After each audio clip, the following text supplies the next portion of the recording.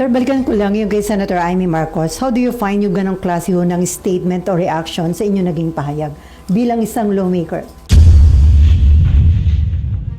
Well, nakakagulo, no? Hindi nakakatulong. Kasi unang-una, wala talagang pagpipigil o pagbabawal na ginagawa. Particularly ang chairman o sinong miyembro ng komite na nag-aatin ng hearing.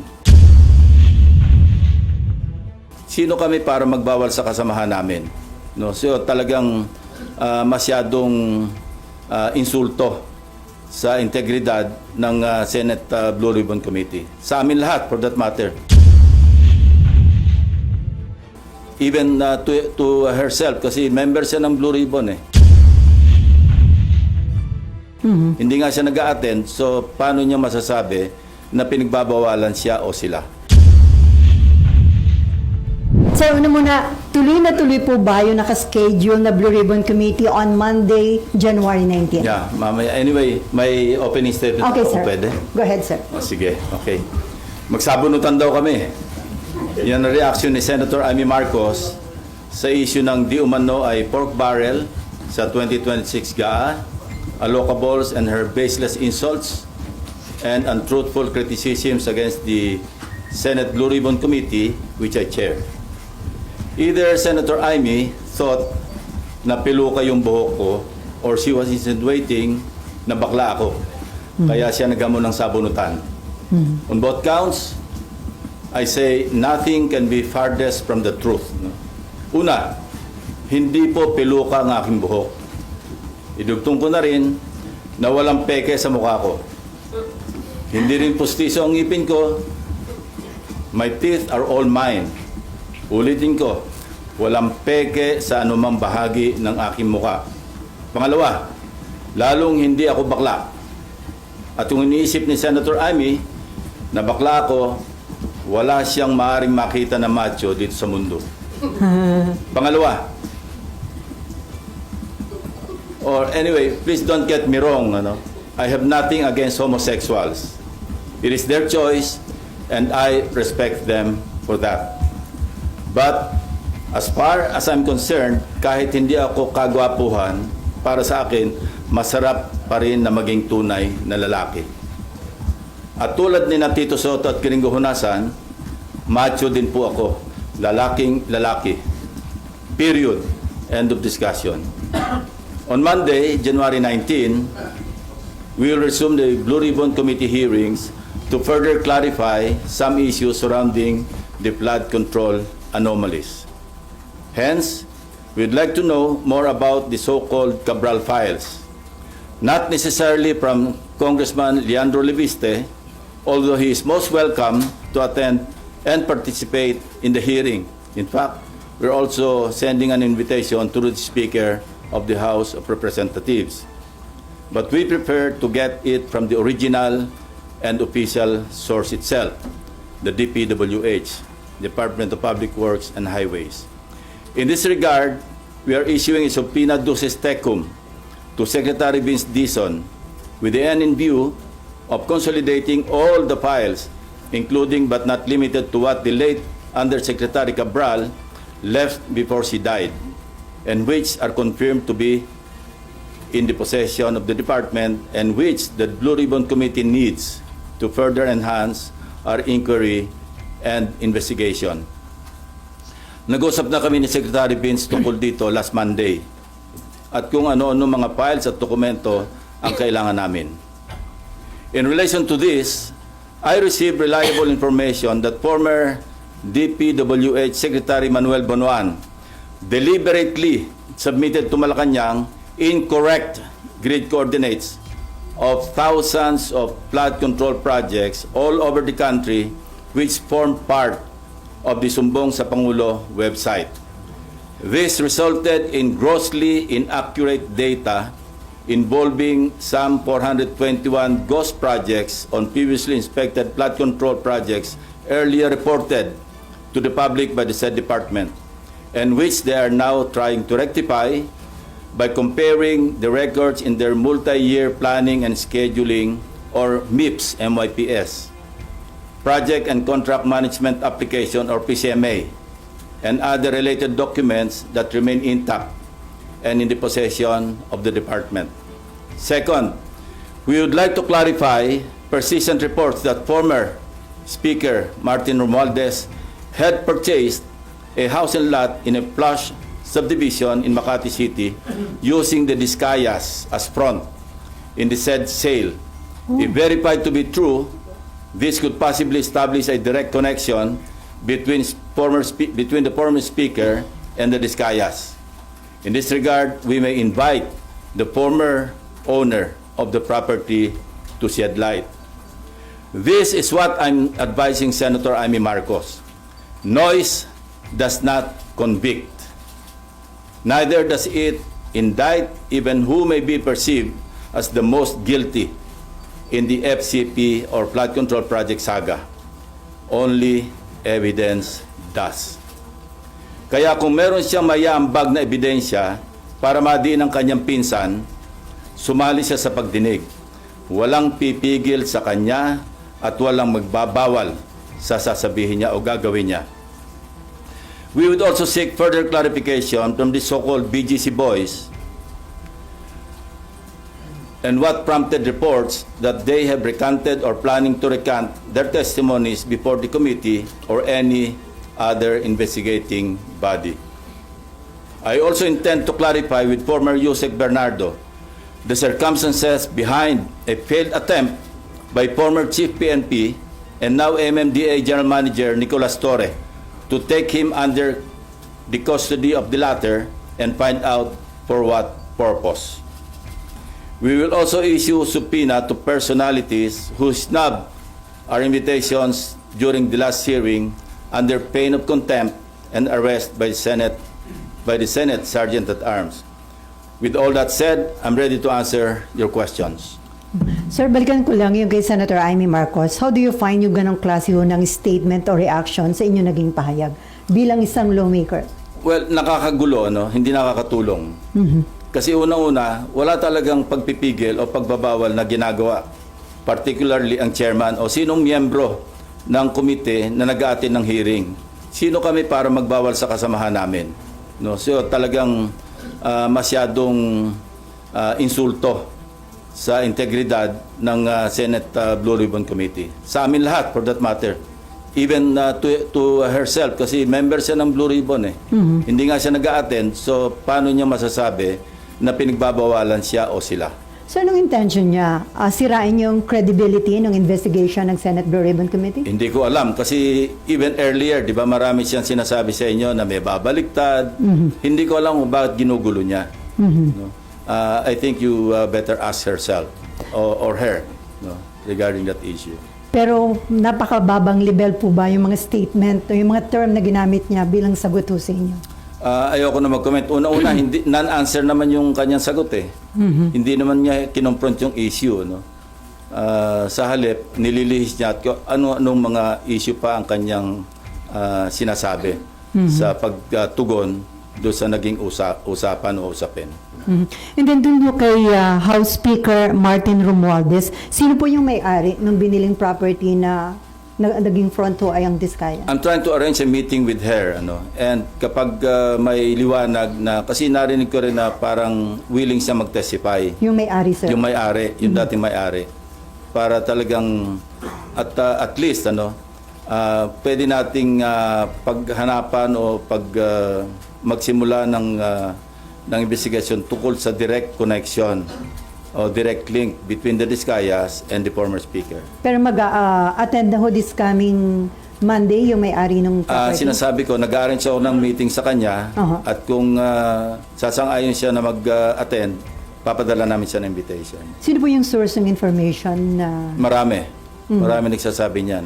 So ito na po yung pwedeng maging direct link at baka yung hindi... para may pagsimulan yung kung sino man yung gusto mag-imbestiga. Against former Speaker Romualdez? Not necessarily against, but to shed light. Bakit ganun ang connection? Para pagkatiwalaan mo yung isang contractor na nasa sangkot sa, sinabi ko na ito, 207.5 billion pesos na kontrata mula 2016 hanggang 2025. Napakalaki. So kung merong koneksyon, dapat na maliwanagan natin kung bakit ganong kalakas ang tiwala para ipagkatiwala mo yung pagbili ng isang house and lot sa isang subdivision, sikat na subdivision sa Makati City. At magkano po yung amount nung... Name your price yung usapan. Gusto natin maliwanagan kung magkano talaga nagkabentahan. Pero hindi po invited si former Speaker Romualdez. As I said, pagdating sa counterpart namin sa House, mayroong parliamentary courtesy na umiiral. At pwede lang namin silang imbitahan, hindi pwedeng pilitin, through the House Speaker. Pero kung ayaw nilang mag-attend, wala rin kaming magagawa. Kasi ganun din ang dapat na tratong ginagawa nila sa amin. Dahil nga sa umiiral na interparliamentary courtesy between the two houses. Before Marlon, sir, according to DILG Secretary John Vic Rimulya, parang niutos na ni PBBM na madali na yung pag-uwi kay former Congressman Saldico. Kinukonsider na nila ang hingin ng tulong ng Interpol at ng United Nations. Sa tingin nyo, di ba ninyo pa sinasabi na pwede yun sa United Nations? So, too late ba itong action na ito? Hindi naman. Nothing is too late. Kasi ngayon pala naman magsisimula yung trial sa Sandigan Bayan at sa mga korte. Mayroon ng warrant of arrest na na-issue laban sa kanya dahil wala tayong extradition treaty na umiiral between Portugal or some other countries na pwedeng naandun si Saldico. So mas mainam na yung idaan nito sa UNCAC, sa United Nations Corruption something. 192 member countries, member ang Pilipinas, at pwede tayong dumulog doon para maiuwi rito si former Congressman ko. So kapag hiningi na yung tulong ng UN at Interpol, sigurado na po yung maiuwi sa bansa? Malamang. At saka yung European Union, alam ko meron silang agreement na magtutulungan sila kung nasa isang bansa na walang extradition treaty ang naghihiling na bansa, pwedeng dalhin doon sa bansa na kung saan may umiiral na extradition. Maraming paraan. Interpol, dahil kung nasa red notice list, pwedeng dumulog din doon para kung maaresto, maipadala rito. Not necessarily through extradition. Although mayroon din ako narinig ng instruction na mag-apply na o kaya magsagawa na ng preliminary talks with Portugal para magkaroon ng extradition treaty. Although long shot yun. Kasi aside from the executive department initiative, dadaan pa yan sa ratification sa Senado. So, ang easiest way, sir, hingin ng tulong ng UN at saka ng Interpol? We can do it simultaneously actually. Kung ano yung mauna at yung mas mainam, mas effective, edi yun na yung pairalin. Okay, before Marlon, ihabol ko lang. According to the lawyer of Alcantara, he is not recanting his prior statement. False and misleading daw po yung nag-circulate online na magre-recant yung BGC boys. So sir, ano yung possible din talaga na may mga puwersa o influential people na kumakausap sa kanila? Yun ang gusto natin malaman. Sa kabila ng pagtanggi ng abogado ng kampo ni Alcantara, gusto pa rin natin malaman ano yung may mga attempt ba na nangyari para sila'y mag-recant. At kung meron, sino? At kung sino, bakit? Kaya ganun pa rin. Gusto pa rin natin maliwanagan yung istorya behind the reports na nag-recant na o nagpaplano mag-recant. Sina Alcantara, si Bryce Hernandez. Kaya ipapatawag uli natin sila, yung BGC boys, para marinig mismo sa kanila, para ma-record ng Blue Ribbon Committee ano yung naging dahilan kung bakit lumabas yung ganito mga reports. Pero may info ho ba kayo na may nag-a-attempt talagang kausapin sila to convince them to recant? Well, that's normal for the camp of those being implicated na makipag-usap kasi yun ang mga iniisip nilang pwedeng magpabagsak sa ebidensya laban doon sa mga na-implicate. Normal lang yun. Gusto natin maliwanagan, although sinabi ko na rin na hindi stand-alone yung kanilang testimonies kasi pwede itong maibangga doon sa mga other corroborative documentary evidence pati ibang testimonya ng ibang testigo. So, pero siyempre may epekto yun maski paano doon sa ebidensya. Lalo na sa pagdating sa trial kasi guilt beyond reasonable doubt ang threshold. Sa pagpapile ng kaso, yung probable cause or yung sinasabing reasonable certainty of conviction, medyo mababa yung threshold. Pero pagdating sa husgado, napakabigat nun. Guilt beyond reasonable doubt ang kinakailangan. So, lahat ng ebidensyang kailangan maisalang sa korte, kailangan nandoon. So, still, kailangan pa rin na naandyan yung matibay na testimonya ng mga sina Alcantara, Bryce Hernandez, JP Mendoza, para talagang masolidify yung kaso sa korte. At sila nandito pa rin, sir, sa Senate custody. Nandiyan pa rin nila. sila, oh. So kung meron man nakikipag-usap, possible ba yun kung nakadetain sila? Hindi naman kailangan direktang kausapin sila. O, pwedeng sa Lawyer to lawyer. Oh. Okay, Marlon, and then Amean. And then Amor. Sir, yung former secretary mo naman, sir, yung information, sir, niya na intentionally mali yung sinabihan or Yes, very reliable. sir, may witness, sir, na harap to testify on that. Meron. And what do you make of that, sir? Well, deliberate. Ibig sabihin, no cover up niya talaga. Kaya looking back, naalala ko, meron siyang binanggit tungkol sa ilahad ko sa aking privilege speech doon sa nauhan. Ang sabi niya, mali raw yung grid coordinates. Although sigurado kami, kasi personal naming pinuntahan ng teams namin, yung mismong ghost flood control project. At nakausap mismo yung barangay chairman, mga tao doon, na talaga merong nakalaan na proyekto na hindi nagawa. No? So, doon pa lang, kasi nag-flashback sa akin yun eh. Kaya pala, sinasabi niyang ang grid coordinates daw mali, yung pala, nasa utak niya, alam niyang minali niya. Hindi naman kami, kasi at that time, sa privilege speech ko, wala pa naman yung sumbong sa Pangulo website eh. At least yung first privilege speech. So nag-rely kami sa sarili naming sources. But eventually, I think sa second namin, nag-rely kami sa sumbong sa Pangulo. So, ganito kasi yung istorya. Ang unang report, 421 out of 8,000, di ba? So yun, bloated yun. Why? Because when the AFP, yung composite team or teams ng AFP, PNP, yung DepDev, kung pupunta sila sa isang lugar para mag-inspeksyon ng suspected ghost flood control projects, at mali yung grid coordinate, siyempre wala sila makikita ng project. So i-report nilang ghost yun. So ang outcome, masyadong bloated yung 421. So substantially, lower dapat yung bilang ng ghost flood control projects. Yun ang naging resulta nun. And the DPWH is now trying to rectify by comparing yung multi-year planning and scheduling. Kasi yun yung nasa plano, alam mo, multi-year. Compare sa PCMA, yung sa monitoring. Pagka nagtugma, yun talaga yung grid coordinates. So yun ang ginagawa nila ngayon. At merong isusupina namin doon sa STECOM, tulad na sinabi ko kanina, yung DPWH. Nag-usap na kami ni Secretary Vince Dizon tungkol dito. Magpapadala siya ng 2 USEC para mag-testify at dalhin lahat yung dokumento kasi doon sa STECOM. Sir, ano ibig sabihin sa publicity ni Secretary Bono yun sa previous ghost flood control project? Well, maliwanag. Maliwanag kasi even sabihin natin hindi siya maging principal, sa cover up pa lang, no? Kitang-kita mo yung kanyang complicity. Now, Secretary Bonoan is in the United States. More or less, may idea naman kami, yung authorities, kung nasaan siya doon. And minomonitor naman siya ng ating embahada ron. So, kung may lalabas na warrant para sa kanya, and kasi papadala namin siya ng subpoena. At siyempre, hindi siya makakarating, makokontempt siya at pa-issue din namin ng warrant. Even in the absence of a judicial warrant, we can request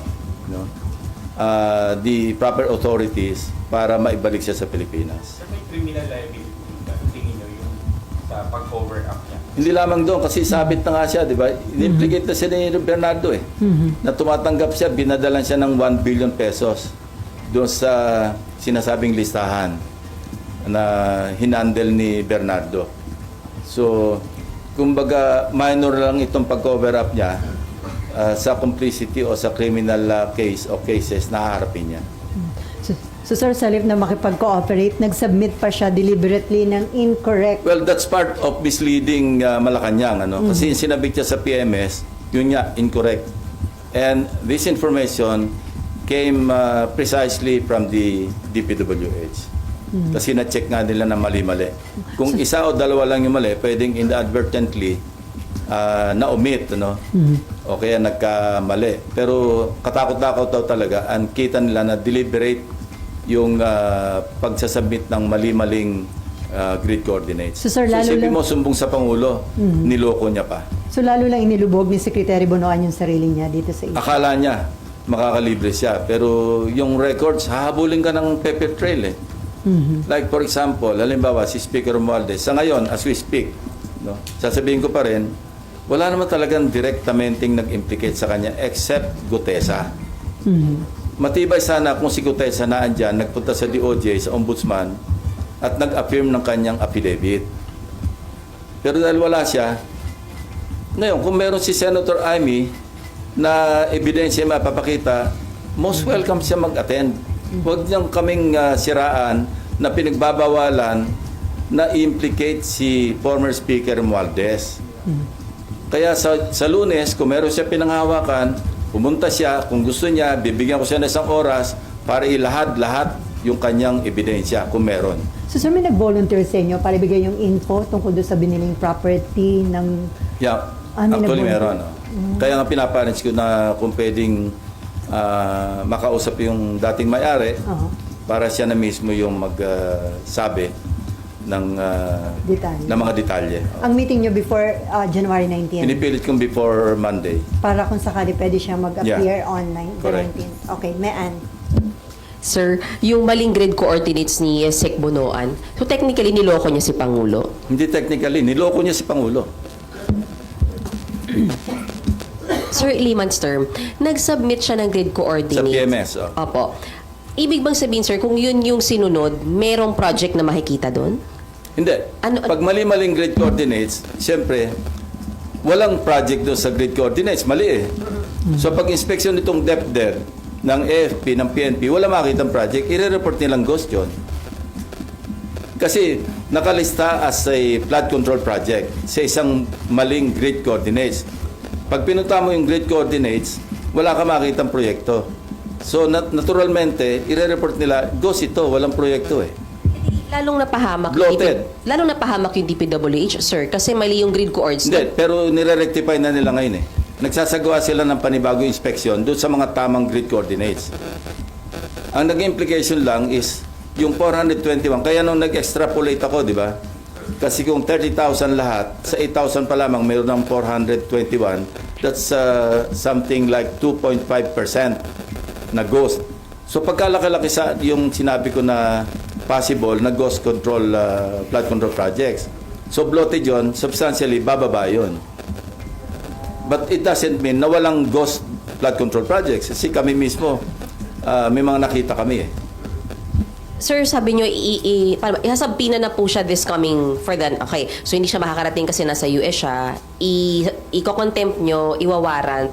What happens next? May huhuli ba sa may, kanya? warrant siya, may legislative warrant siya na pwede siyang hulihin. So we will make arrangements with the US Embassy, the Ambassador Dave Romualdez, na kung pwede makipagtulungan, makipag-coordinate sa US authorities para maibalik siya rito.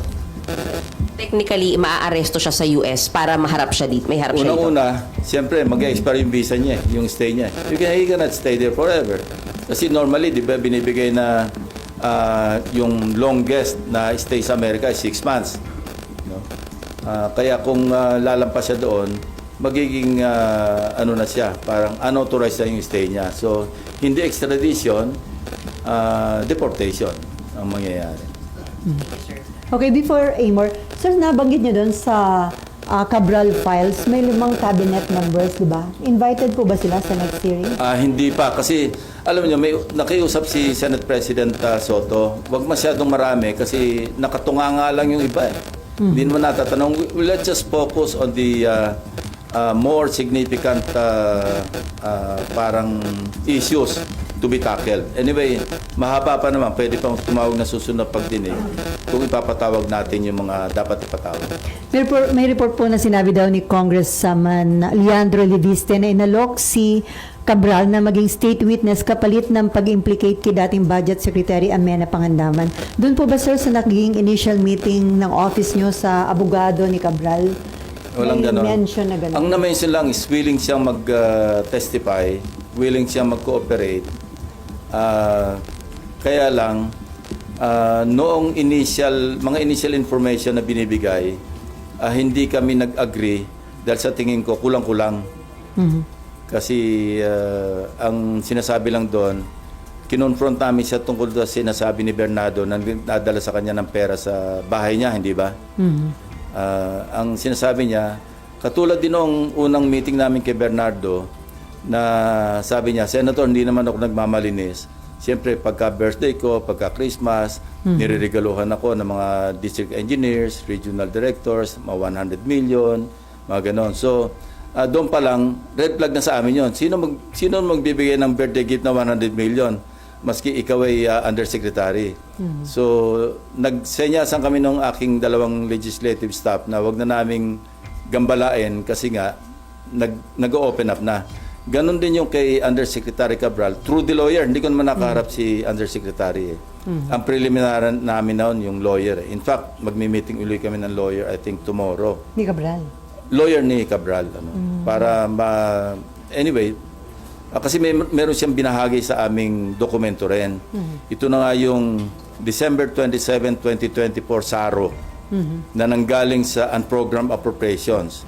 50 billion pesos na 30 billion doon ay flood control projects. At doon sa 30 billion pesos worth of flood control projects, katakot-takot ang ghost. So galing kay Undersecretary Cabral, kasama yun sa isusupina namin doon sa STECOM, sa DPWH. Dahil na sa files pa rin nila yon para ma-authenticate, para maging official yung pinanggali. Kasi unofficially, tinan over sa akin ng lawyer ni Undersecretary Cabral yon. So, kailangan galing mismo doon sa original source, which is the DPWH. At sabi nila, dadali nila. So sir, si Amena Pangandaman, hindi kasama doon sa 5 cabinet members? Saka na natin pag-usapan yung issue na yon. Unahin muna natin yung sinasabi ko na gusto sige. naming matakel muna. Okay. Amor, and then si Nympha, and then si Victoria. Opo. So, Sen, yung Cabral files, can we expect na matatakal na siya in detail by Monday? Yeah, I think so. Kasi imbitahin din namin si Congressman Libiste. Kung mag-a-attend siya, di mag-compare notes na lang sila ng DPWH. Anyway, naandyan yung DPWH, naandyan siya, andyan sa Blue Ribbon. So, pwede niyang i-kumpara yung kanyang files with those of the DPWH. So far, sir, may commitment yung DPWH na talagang magre-respond sila positively to the Yes. subpoena. Nag-usap na kami. Ni Secretary Vince. At saka pinag-usapan na namin kung ano yung mga dokumento na mapapaloob do sa aming subpoena do sa STECOM. Opo, and balikan ko po si former Secretary Bonoan. December 17, I think, sir, dapat yung pagbalik niya sa bansa, Correct. yun yung commitment niya. Sir, do you have information? Ano po bang plano? Bakit siya nagstay doon? Nagtatago na po ba? Or may balak na hindi bumalik ng bansa? Yun ang indication. Kasi ang pangako niya, siguro ang paalam niya, or I believe, I'm not sure, no, na yung visa niya hanggang December 17 lang eh. I'm not sure. Kaya ang sinabi niya, babalik siya ng December 17. January na ngayon. So, sir, anong implications for you nung hindi niya pagbalik on time? Hindi ko alam kung ano yung kanyang iniisip. Pero mahirap. Ako lang yung nagtago na hindi nahuli. Mahirap magtago. And balikan ko rin po si former Speaker Romualdez. Sir, kung mapapatunayan na yung connection niya with the Discayas, I think ang nabanggit po ninyo ay ginamit as front yung Discayas sa pagbili ng property. Ano po yung implications naman dun sa kaso ni Romualdez? At the very least, yung direct connection or link niya with the Discayas. Kasi hindi lang ganun. Hindi naman siguro nag-ahente si Discaya. No? Kung siya yung front, siya yung lumalabas na bumili, ganun na lang kalaki ang tiwala, kung totoo ha, ni former speaker, kay Discaya. So, hindi ganun kababaw yung kanilang yung kanilang samahan. So, ibig sabihin, sir, kung may ganun silang connection, mas malalim pa yung ibang possible transactions nila. Correct. That is the implication. I'm not saying na cast in stone na talagang involved na talaga si former speaker. At least, we have something to start with, di ba? And sir, yun pong pagbili ng bahay, kinonfirm po yun nung may-ari, nung dating may-ari na si former True. Speaker at Diskaya yung bumili. Through third parties. Yeah. Naikukwento niya nga yan eh. Kasi ang isa sa mga kwento, nung mapanood ng mga maid, sinadiskaya rito, ma'am, yan yung bumili ng bahay mo ah. Ganon. Yun yung konting detalye, no? But these are, of course, hindi galing sa, so to speak, yung horse's mouth.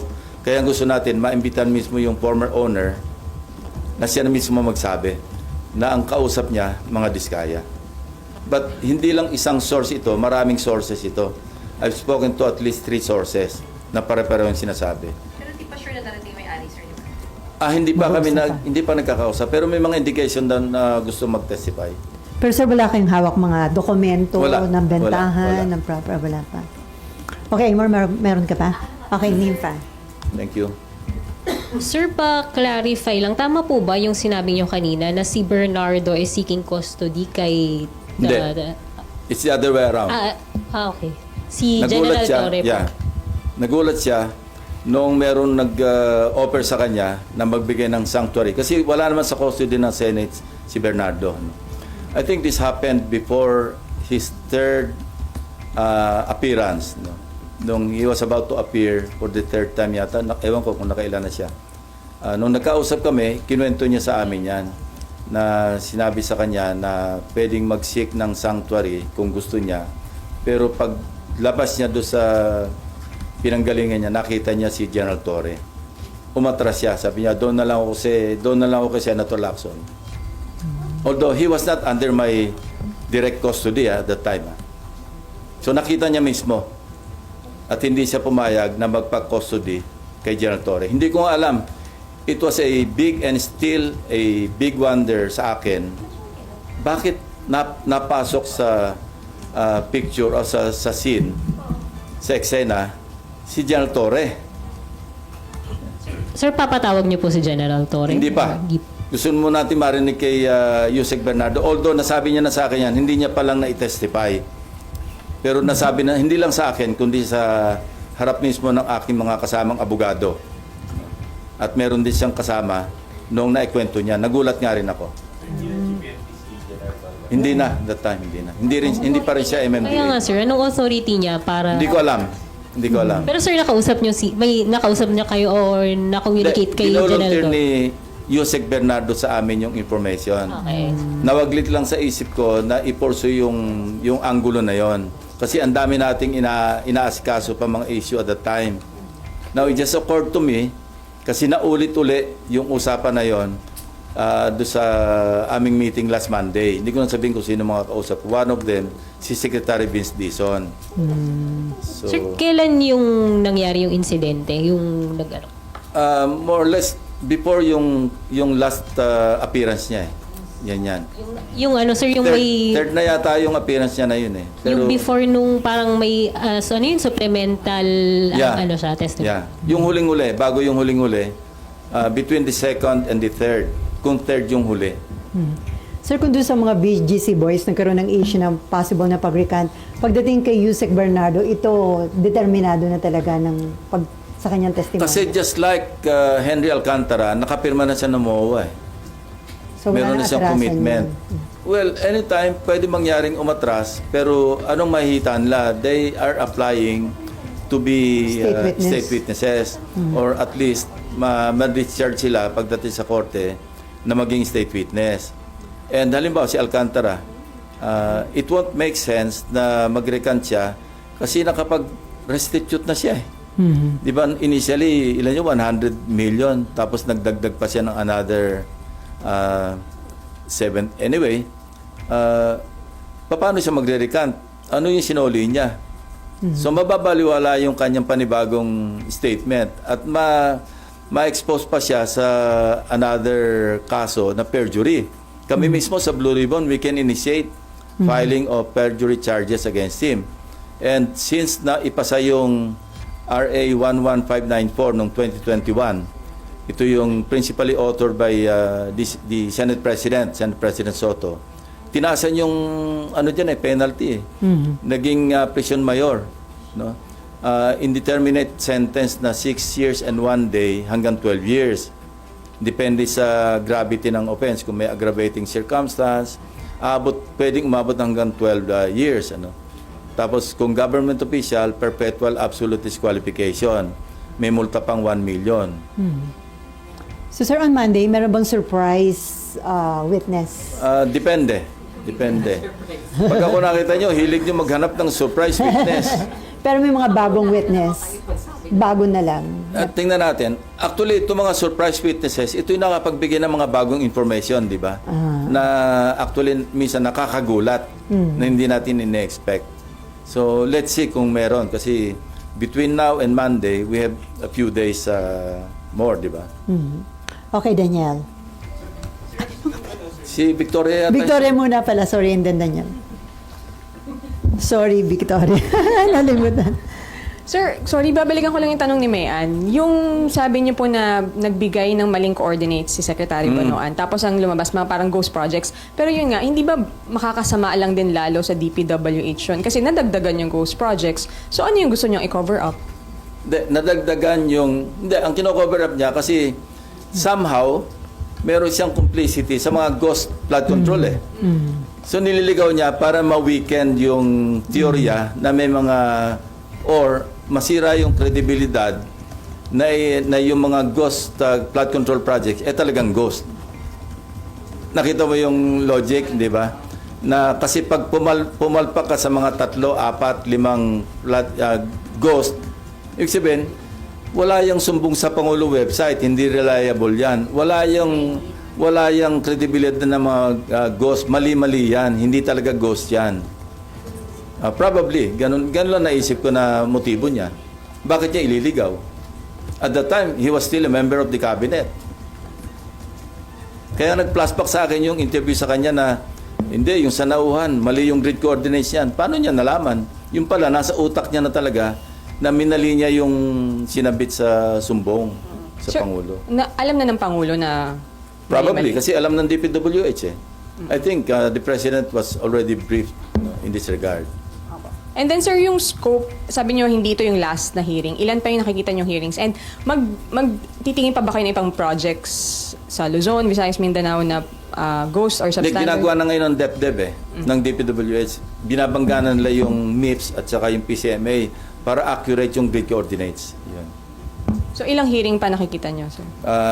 Hindi ko masabi eh. Pero before the resumption Gusto of... na namin i-wind up kasi it's taking too much of our time. Kasi meron pa kaming political dynasty. Kasi sa Electoral Reforms Committee yun naka-refer, ano? Nakapag isang hearing na gusto namin tapusin. Tapos yung BARM election na in-author ni yung bill, in-author or resolution, in-author ni Majority Leader Subiri sa Electoral Reforms din yun, which I chair, no? Which I would like to parang i-unload na pero wala naman takers. So yun siyempre magko-committee hearing din kami doon eh. Pero sa may partial report na ba? Dinadraft. Mahina itong mga staff ko. Sabi ko before mag-break noong December, tapusin nila eh. Ngayon wala pa. Wala, nakatingin lang sa akin, walang tumatango. Okay, meron pa. Sir, sorry, lalabas po ako ng flood control. May patanong lang po yung colleague ko, si Karen De Guzman. Ano lang po yung reaction nyo raw sa sunod-sunod na involvement ng mga pulis sa mga krimen? And meron kayong panukala, sir, na pagbabago sa disciplinary machinery ng PNP gawing parang AFP at PCG, isusulong nyo po ba ulit?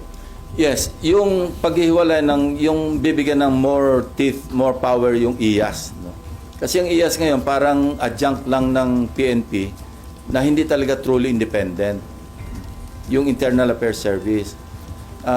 Ang susi kasi dyan, disiplina eh. Tapos ako, when I was si PNP, isa lang naman yung parang pinaka-baseline o pinaka-importante. Leadership by example. Pag yung Chief PNP hindi tumatanggap, meron siyang moral authority na sabihan yung kanyang mga tao, huwag kayong mangotong, huwag kayong mag-commit ng crimes. So, ganun lang yung sikreto. And, alam nyo, si General Tates used to be my aide-camp. He was then a lieutenant, inspector at that time, ano? Kasi hindi pa nababago yung rango. And alam niya yung style ko noon as CPNP. And I hope he, with the assistance of the DILG Secretary, pagtulungan nila talaga i-disiplina yung police. Kasi ang inuna ko nun talaga yung tawag ko, ICU. No? Inept, corrupt, and undisciplined police officers. ICU, yung tawag namin doon. So sir, ipa-file niyo ba uli yan? May ipa-file kayo? Kung hindi ko na i-refile, ipapile ko ulit. Okay. Para talagang maging batas. May institutionalized. Thank you po. Okay, Danielle. Where is Danielle? Ampo na daw. Danielle. Yung BGC boys, kasi di ba, isa yung sa mga unang binakbakan yung... Hindi naman binakbakan. Pero sir, kasi parang nagiging track na nila, parang witness na eh. So, tingin nyo ba dapat off the hook na? Or No, dapat pwede silang mag-state witness doon lang sa particular na mga cases na kung saan nag-testify sila. Pero kung mayroong mga susulpot pang ibang, kasi ang daming projects ito eh, na hindi saklaw doon sa kanilang pinapasukan, ina-applyan to be state witnesses, hindi sila state witness doon. Hindi ba? Kasi sila yun i-implicate. Depende yun sa DOJ, depende yun sa korte. So, wala pa rin sila lusot sa iba. At saka hindi naman guaranteed na pag nag-apply ka, siguradong tanggap ka. Pwede kang mag-suffer ng ibang consequence or consequences na ma-shorten lang yung jail term mo through plea bargaining. Nag-restitute ka, pagkatapos umamin ka, pwedeng sa halip na mahaba yung jail term, babaan, okay, bigyan ng probation, yung mga ganon. Ito yung parang sinabi ko sa kanila nung nag-uusap kami tungkol sa pagiging state witness. Ito yung mga options. Pwedeng hindi kayo makulong kasi discharge as a state witness. Pwedeng makulong pero mas mababa yung, or pwedeng masintensyahan pero under probation. Hindi na kayo makukulong. Okay, before Mayan and Camille, sir, dun sa latest Pulse Asia survey, lumabas na bumaba na yung tiwala ng publiko na may makukulong at mapaparusahan na mga big fish. Ang sabi nila, pag daw maliliit lang, kapag may pera, hindi napaparusahan. Mas hindi pinagkakatiwalaan daw yung ICI at DPWH at mas pinagkakatiwalaan nila ang media at civil society organization. Hindi mo ba masisisi? Rightly so, no? Kasi kailangan mag-under-promise ka, mag-over-deliver ka. Huwag ka mag-over-promise tapos mag-under-deliver. It seems na gano'n na nangyari kasi quite so often, narinig natin yung before December may makukulong. Before December 15, before Pasko, may makukulong. Tapos yung New Year eh. So sa perception, siyempre ng tao, may mangyayari ba talaga rito?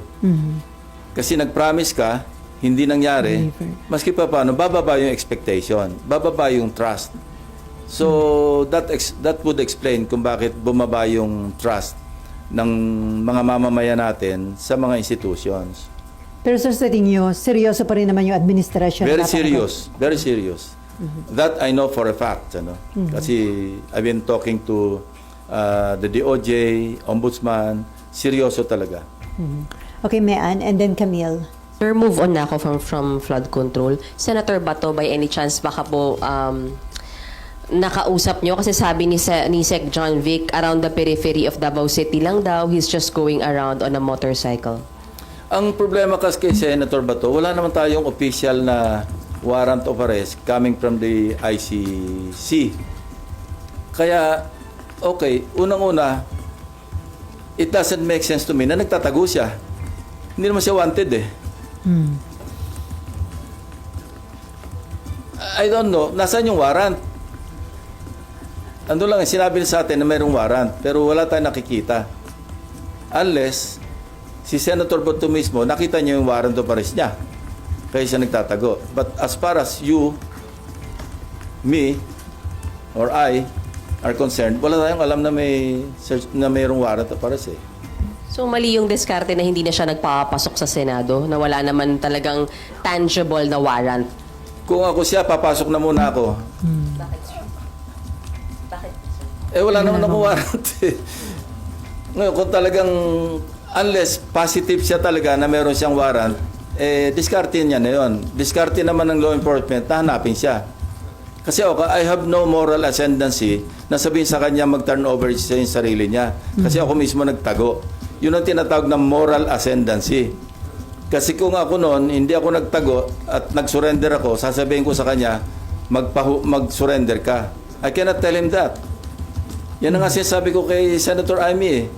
Magkaroon ka ng moral ascendancy bago ka mamuna. Bago ka mag-advise.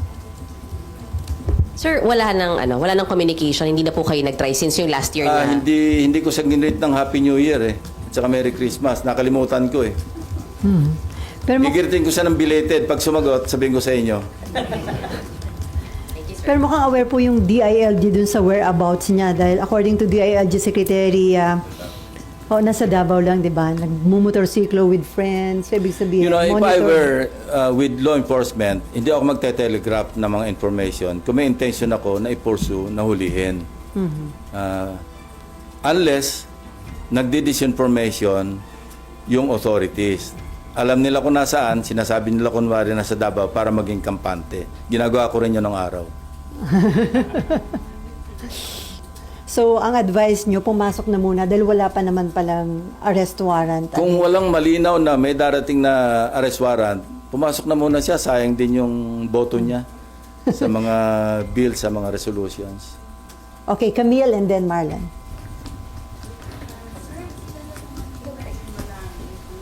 Nasaan na yun? Si Camille Balagtas. Walang, nasa ng microphone. Ayan. Sir Camille Balagtas po. Sir, alam naman po ng marami ever since ng panahon pa ni GMA, masyado kayong critical pagdating sa corruption. Personally, sir, kasi naging police din po tayo and yung inyong is corruption in the Philippines primarily a failure of laws, institution, or political will? And which one worry you most today? Lalo po, masyadong putok na putok yung corruption everywhere. Ang mas nakaka-worry yung naging kultura. Naging kultura na eh. Parang is no longer an exception. Parang nagsisimula kasi yan kapag wala napaparusahan. So, siyempre, nakikita ng mga sumusunod na, lulusot naman tayo eh. So, it's a combination of all the factors that you mentioned actually. Sir, where should accountability begin? Malacanang ba? Congress? Leaders. Mga leaders dapat magsimula yung responsibility at the very least Yung accountability, doon lang ito sa mga nagko-commit ng krimen o kaya ng corruption. Dapat maging held accountable at talagang magkaroon ng logical conclusion. Otherwise, pamamarisan talaga eh. Alam nyo, with all the yung mga brickbats, mga criticisms na tatanggap ni Congressman Libiste, pasalamat na rin tayo na merong Congressman Libiste na at least naglalahad ng mga nalalaman niya na lumalabas talagang maski sinong tamaan, maski mga kasamahan niya. No, I'm not referring to Kiko Barsaga, ibang level naman 'yon. At least si Congressman Leandro Libiste, being raw, very raw as he is as a politician, hindi yung para makapag-put on the spot sa mga iba't ibang personalities. Wag na yung may motibo siyang political. The mere fact na meron siyang sinishare sa media, sa atin, at least merong vanguard, merong parang deterrent na merong isa na talagang magsasalita come what may. Anyway, on the side lang ito. Nag-message nga sa akin si Senator Legarda. Sabi niya kung pwedeng ma-advisean to at least calm down a little. In fact, nag-arrange ka ng meeting si Congressman Libiste with me. And yun ang request ni Senator Legarda kasi nga dumadaing daw sa kanya, bakit si Senator Lacson ganun din naman ang ginagawa, bakit ako ganitong katindi yung balik sa akin. So ito yung pagiging raw na hindi niya alam yung laro sa politika.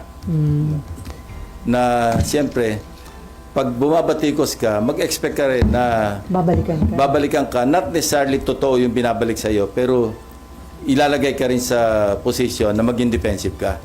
No? Ako, I've stayed long enough sa politics to understand na mangyayari talaga yun. But Congressman Libiste, that's why, somehow, my heart goes out to him, ano? Lalo nang dumating, umiiyak daw kay Senator Legarda. Bakit ako? Bakit ganito yung paninirala sa akin? Alam ko, Senator Ping, dumaan din siya sa ganyan. Pero mas matindi raw yung balik sa kanya. So, sir, may intention na patahimikin si Leviste? Well, from several quarters, why not? Kasi nga, siyempre, tinatamaan sila. Di ba ganyan din ginawa sa akin ni GMA? Hanggang sa talagang nag-fabricate ng kung ano, Ador Mawanay, no? Ginawa akong money launderer, ginawa akong drug lord. Ganyan, part ng ano yan eh. At that time, kasi neophyte din ako noon, I could not understand. No? But now, looking back, naintindihan ko na. Yung talaga yung laro eh. So, may schedule kayo na meeting with Congressman Leandro? Hindi pa na-schedule, pero noon pa yan eh. Noon pa nagre-request ng meeting. Dahil nag-worry Hingi ng advice. si Senator Nangingi lang ng Loren. advice. Oh. Not through Senator Loren. Direkta naman siya. Meron naman ng number sa kanya. May number ako sa kanya. Kaya... Ate, okay, Leandro. wag yung bara-bara. At sabi ko na rin kay Senator Loren na ano, parang i-telegraph niya ng konti. Wag yung araw-araw nasa TV siya. Kasi di ba nakakaumay din? Okay, Marlan. So initially, yung binabanggit nyo na 421 gold bars or less than that, initially sa may figure kayo nun kung magkano? Hindi, sila yun eh. Doon nang galing eh. Kaya nag-extrapolate ako sa 30,000 kung 2.5% ang ghost. Tapos in-equate ko doon sa total amount na mga flood control projects. Doon lumabas yung pagkalaki-laki numero. And I remember, I recall, during the hearing, di ba kinonfront ko si Undersecretary Bisnar? And parang very reluctant, tentative yung kanya sagot. Hindi diretso. Yung pala, at that time, he already knew na merong ganong pangyayari na mali-mali yung grid coordinates. Hindi siya makasagot ang diretso nun eh. Di ba umabot kami sa 471 kasi sabi niya may nadagdag pang 50-something. Pero very tentative ang sagot niya noon. Nahalata ko yun eh. Bakit hindi sa definite? And I know him kasi being a former police officer himself, ano, na nakatrabaho ko. Alam ko, iba yung ano niya, hindi siya yun eh. When he was answering my question during the last hearing. So anyway, this will be clarified, as I mentioned earlier, sa Monday. Kasi sabi ko, mag-ready ka because I'll ask you these questions. And you should be prepared with all the documents. And he and Secretary Dizon said yes. So alam na namin, tukoy na namin kung ano yung mga dokumento. In fact, the others, yung ibang dokumento, in advance na nila. But I want them to testify on the authenticity of those documents. Sir, yung previously sir, yung mga interviews sa mga Diskaya, they were saying the same thing. Meron kaming project sa mali yung grid coordinates nyo. Do you think coordinated pati yun, yung pag-cover up na yun? Hindi ko alam. Although, yes, I remember, may sinasabing mali yung grid coordinates. Although ako, I will maintain na yung case studies namin, yung 6 na nakuha namin mga ghost projects, ano yun, eksakto yun. Kasi hindi lang naman isang source ang pinanggalingan ng grid coordinates. Kinuha rin namin yung grid coordinates, hindi lang sa sumbong sa Pangulo, kundi sa DPWH website mismo. Kasi nasa open source naman yan eh. Alam namang i-research sa mga staff ko, yung sa open website, yung grid coordinates ng particular projects. Kasi may project description eh. So sa amin, tumbok namin, pag sinabi namin ghost, at least sa privilege speech ko noon, privilege speeches, alam namin ghost. Kaya with conviction yung delivery ko noon ng privilege speech. Sir, last question from Amor, pero bago kay Amor. Sir, some lawmakers o congressmen are planning to file impeachment complaint against the President and the Vice President. Pagdating doon sa Pangulo, do you think marami pa rin siyang kaalyado at pwedeng hindi makalusot? No, ako, I cannot comment on that kasi pag na-transmit sa Senado yan, maging trial judge ako eh. So, ibabalik sa akin yan pag may sinabi ko, nag-comment ako tungkol sa impeachment, Pangulo man, Vice President man, o kung sinong impeachable official, babalik sa akin yun eh. Baka mapa-inhibit ako. Sayang naman yung maging boto ko for or against the respondent. So, I'd rather not comment pagdating sa impeachment, particularly or especially ng Pangulo at saka pangalawang Pangulo. Pero according to Senate President Soto, in case makarating dito sa Senate, sabi niya, a-actionan niya yon forthwith. Yun ang nasa sabihin- Constitution eh. Oo. So makakaasa na yung taong bayan na ma-actionan forthwith yung articles of impeachment. Yung kasi nasa Constitution, shall act forthwith, di ba? Kaya wala naman choice kundi sundin yung Constitution. Na hindi nasunod sa nakalipas po na leadership. Well, forthwith. Basta gagawin na lang namin. Tama si Senator Soto doon. Forthwith. And then, ano po yung implication sa stability at economy ng bansa kung dalawang highest leader of the land ang may impeachment case, sir? Kung merong basihan at matransmit dito, wala tayong magagawa eh. Painful as it is, pero dapat i-resolve natin, hanapan natin ng resolution. Either way. Pero maapektuhan nyo yung legislative work ninyo, sir, just in case. Definitely, kasi full-time yan eh. Okay, last question from Amar. Sir, clarify ko lang po, yung kay former Secretary Bonoan, papasabpina na siya to attend on Monday or invitation muna? No, na-invite na siya last time eh. Kaya Susupina na siya ngayon. So dahil hindi siya sumipot ng mga nakarang hearing, papasabpina na siya for Monday? Pag hindi siya dumating, papakontempt na namin siya. Pa-issue namin siya ng warrant of arrest. Pero hindi pa nai-issue to sa ngayon, sir? Ngayon, pipirmahan ko mamaya. Kasi tinawag niyo agad ako eh. Pipirma sana ako eh. So ngayon dapat Tinawag ko ni Mayan eh. Sir, saldi ko. Ha? Sabina na rin po saldi ko. Oo. Yes. Kasama siya. So ilan, sir, lahat yung i-issuehan ng subpoena? Ewan ko, may listahan eh. Nandun, sinulat na kanina eh. Pirmahan ko mamaya. Ha? Ngayon nyo na po pipirmahan niyo. Mamaya. Kanina sana eh. Pinababa na kayo na maaga. Sabi ni Mayan eh. Okay, no more questions?